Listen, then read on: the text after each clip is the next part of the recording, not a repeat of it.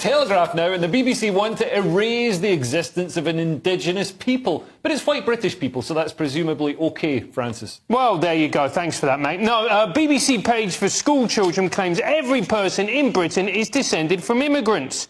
And people have pushed back on it, saying these are politically correct cliches. And this is the actual quote that they said.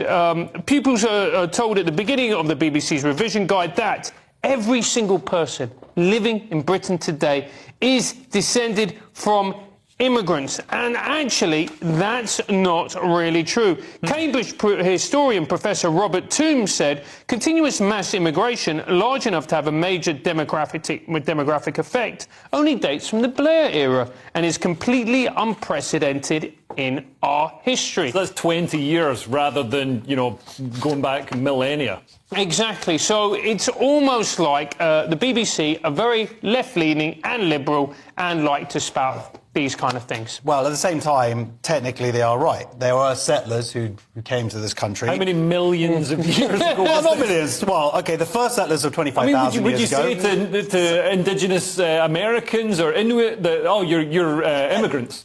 Everybody, essentially, across... Like, if you're going to technically... The history of humanity is based on immigration. That's just the reality of it. But yes, of course, more recent immigration has, and arguably hasn't had the impact that they're trying to say, but that's what's happened across this world, is people migrated, tribes and whatnot, yeah, and that's how communities started. Talking like hundreds of thousands but you had the Saxons and the Danes and... I mean, Australopithecus or whatever, like, migrating across that. I'm just saying, technically, whatever. Look, forget it. Look, I'm children of immigrants or grandchildren of immigrants. What about you? You got your I'm a child of immigrants. You're a child of immigrants.